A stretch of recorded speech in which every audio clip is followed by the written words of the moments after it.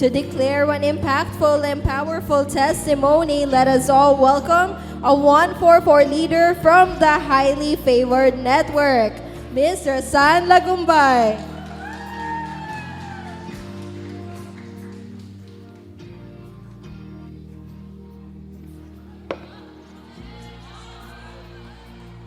Hello.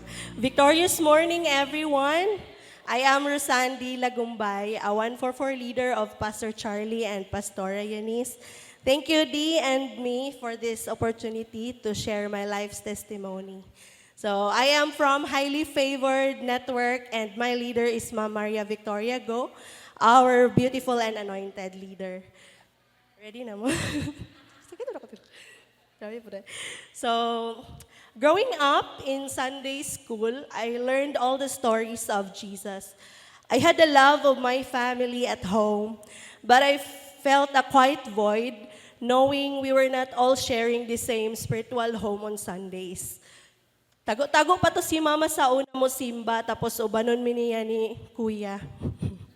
Usahay mo ato mi og bayugan, tapos pag uli manghubag na day na yang mata kay nag-away silang papa kay nagsimba day siya sa koan. Born again Christian na gid pod mi. So even as a second grader, my heart was already crying out to God for my family. I had a vision even then of what it would look like for us to be complete in Him. I remember every time na imuhalad og awit nga complete family sila, nagid ko'y holy envy. To me, complete doesn't mean we are perfect. It means we are all whole in Christ, sharing the same spiritual foundation and worshiping the same Father. That desire was not just a phase. It's been a constant prayer for years, believing that one day we would not just be a family at home, but a family of faith. So before ko ani nga journey, nagahunt ko og churches kay lagi gianad man mi ni mama nga basta Domingo mosimba gyud. So naagid toy nag-college from Esperanza man mi no nag-anhira mi Butuan para mag-eskwela. So na may subject nga Saturday di ko kauli sa amo. So nagahunt gyud ko ana bisan asa di ba ako taga Butuan. Maingon ako sa sikad ihatod ko og simbahan nga born again Christian something ana. So bisan asa ko naabot mga katulo na siguro. Then si Pawi akong classmate no seatmate mi ana niya sa jeep nga subject. So thank you, Pao. Ako gini siyang gina-flex, damay-damay na ni. Sa una, pag na mga conference, mentoring, absinan yun na niya. Nga mo ko, kagrabe po ni Paula. Nga mo text din ko, Pao, wala tayo klase. So sa una, maginana lang ko, amazing lagi si Paula kay what siya na absent, kaya may klase. So, pagkapila di ay apil naman dahil kung absent og mentoring. So, mga tumig Davao, katong sa una dito ang NatCon. So, it's like the awakening chapter of my life. I was a product of Power Invitation. Gigamit ko ni Lord si Paula.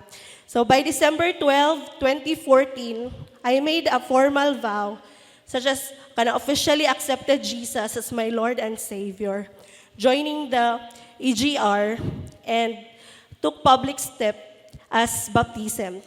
So kani siya no kay tago kanang si Papa ato, kay siyempre mangatik ko kato nag-encounter, wadyo ko nagsaba. Hindi naman may makontak pa. So, fiesta pa ginang December 12. So, pangitaon dyan mi ana, kay duha ra ba mi. So, mga to siya, pero nag-encounter na day ko ato. So, in Matthew 28:19-20, therefore go and make disciples of all nations, baptizing them in the name of the Father, and of the Son, and of the Holy Spirit, and teaching them to obey everything I have commanded you. And surely I am with you always to the very end of the age. No? So, truly, we can't begin to understand. Siyempre, no, pag abot na ko diri, ako raman isa.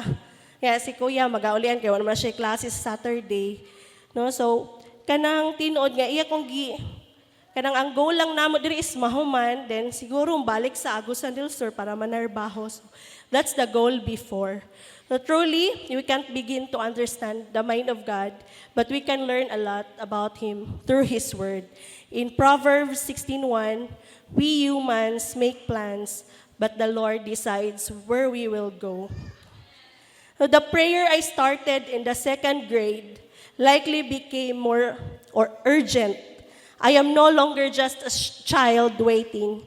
I am likely becoming a young leader or a more vocal intercessor for my household. This time, from feeling void to vision, naging mas active na ako sa cell group and nag-invite na sa family. Bisan layo ko sa akong parents, mas na-earned na ako ilang trust kay natudluan ko o nakita nga nakatabang pag-ayo sa ako ang journey, especially sa akong papa. So sa akong papa sa una, puro gina siya question nga, naguyab-uyab ka dito no, or ana.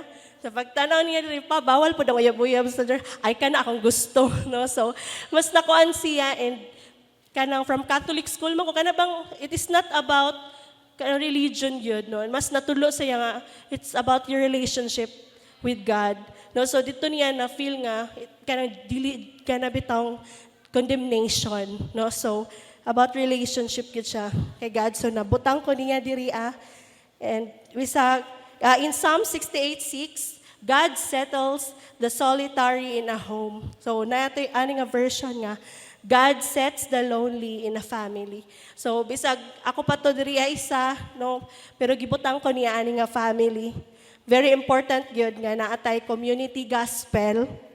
And I am beyond blessed kay gibutang ko ni God ani nga family, no? So grateful sa life ni Daddy Paz ug Mami Paz, no? And sa atong mga leaders, sa akong leader nga si Ma'am Vic nga naga-guide o mentor sa ako. So OG day ko nga victorious, no? Pero gibutang gyapon ko niya sa Victoria, Ma'am Victoria go.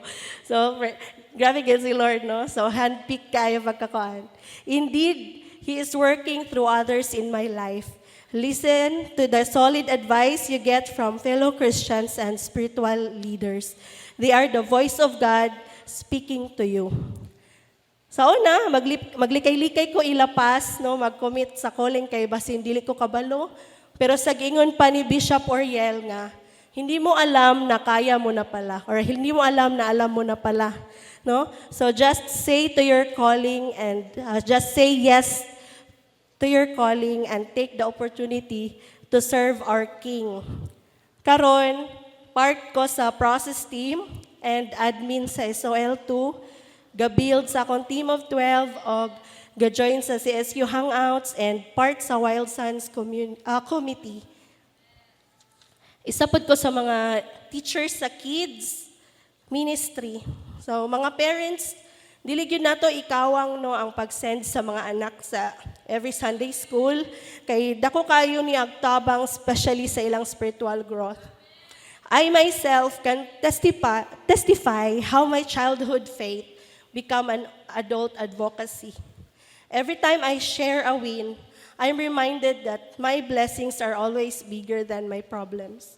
So, by a show of hands, or perhaps just a moment of quiet reflection, how many can honestly say we have received the peace this year? Amen? I want to see a powerful affirmation. Who feels they have successfully received healing in 2025? Amen. So how many of you feel like you've received the gift of good health this year? Amen. No? Who reconnected with someone this year they had not seen in a long time and is grateful for that reunion? Amen. So who here received a lot of love and support this year? Amen. How many of you, people in this room, have journeyed through the process of forgiveness this year? And how many of you feel that time spent with family this year was one of your most valuable blessings? So indeed, no, it's a season of gratitude. Amen? Amen. No? In Luke 6:38, give and it will be given to you. A good measure pressed down, shaken together, and running over will be poured into your lap. For with the measure you use, it will be measured to you.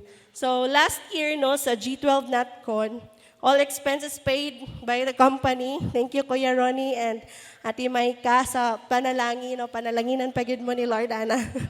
Pati allowance, grabe no, pati allowance, nag-bless po sila. And gisid po na ako dito, kay grabe, power po kayo ito last year, no? Kay about yun kanang sa generation nga ma-blessed jud, no? So ako tong gitamnan, giapil na akong tanom dito ang ilang gihatag pod. So I believe that everything you need is in the seed, no? God is truly the rewarder and giver of every blessing that we have received. The key is to give, no? Just give your best strength and every portion of your crop, or even more than that. So sharing the good things happening in my life this year has made me realize that my greatest blessing is not just what I have, but the hope I have for my family. No? My heart's desire is to see our family complete, not just around the dinner table, but together worshiping God. No, my family is my biggest flex and my greatest blessing. I'm grateful to have my favorite crew by my side at this year's national conference. Attending the G12 National Conference was a highlight for me this year, and having there to witness made me it unforgettable. So building God's house, God's way by Pastor Art Sepulveda was not just a sermon. As a family to hear, it was a blueprint for us in our home in 2026. Acts 16:31, believe in the Lord Jesus and you will be saved, you and your household. In Joshua 24:15, but as for me and my family, we will serve the Lord. So my childhood prayers were not just whispers anymore. They were a roar. In Matthew 19:26, with God, all things are possible. So, kung nahitabo sa ako, posible pod kaayo na sa imo. No? Bahalag ikaw paron isa or bata pa ka, na naga-desire na ka nga one day, kanang maka-worship me sa Ginoo, the same me of faith. No? So, praise God, for He is good and faithful in every season, and I believe that there is more. All the glory and honor belongs to Him alone.